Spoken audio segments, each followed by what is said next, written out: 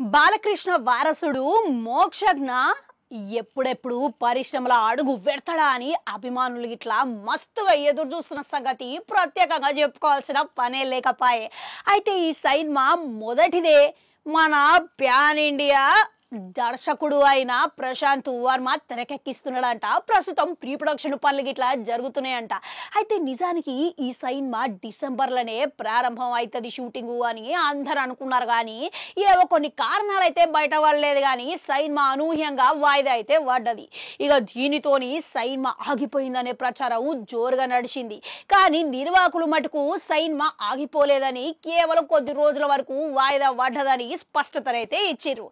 ఇక తొందరలోనే ప్రారంభోత్సవం పెట్టి దీని గురించి అధికారిక ప్రకటన అయితే చేస్తాము అని చెప్పిరు. కానీ ఇప్పటి వరకు ఏడ చెప్పిరు, ఒక్క సినిమా గురించి వార్త ఇట్లా వదలలేదు. కానీ ఇప్పుడు పరిశ్రమల వర్గాలకు వెళ్ళి అందుతున్న సమాచారం ప్రకారం ఒక ఆసక్తికరమైన వార్త సినిమా గురించి ప్రచారం జరుగుతున్నదంట. గదేందనంటే ఫిబ్రవరిలోనే షూటింగ్ జరపబోతున్నారు అని వార్త అయితే వినబడుతున్నది.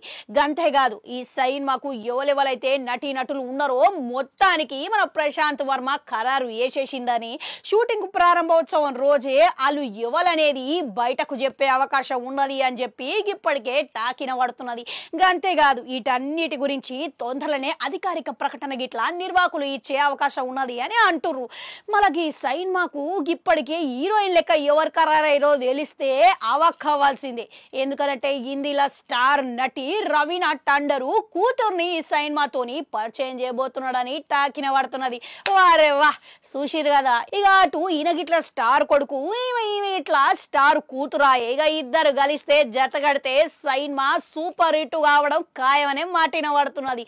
అంతేకాదు, ఈ సినిమాల ప్రశాంత్ వర్మ మోక్షజ్ఞ పాత్ర చాలా విభిన్నంగా చూడబోతున్నారు అని చెప్పిండంట. అంతేకాదు, ప్యాన్ ఇండియా రేంజ్లా భారీ మొత్తం పెట్టి ఈ సినిమాను ప్రేక్షకులకు సూపర్ హీరో కథాంశంతో అబ్బరు వరిసే విధంగా ఆయన ఆవిష్కరించబోతున్నాడంట. ఇక దీని తర్వాత మోక్షజ్ఞతోని చేసేటందుకు మస్తు మంది దర్శకులు లైన్లో ఉన్నారంట. ఇక వాళ్ళ ఎంకి అట్లూరి గిట్లా ఇప్పటికే కథ సిద్ధం చేస్తున్నాడంట. మరోపక్క బాలకృష్ణ గప్పట్ల సూపర్ హిట్ బంపర్ హిట్ అయిన సినిమా ఆదిత్య 369 కు రెండవ భాగం లెక్కనే ఇప్పుడు ఆదిత్య 999 సినిమా చేయబోతున్నారంట. అవు మళ్ళా ఈ బాధ్యతలు ఎవరి చేతిలో పెడతారంటారు బాలయ్య బాబు.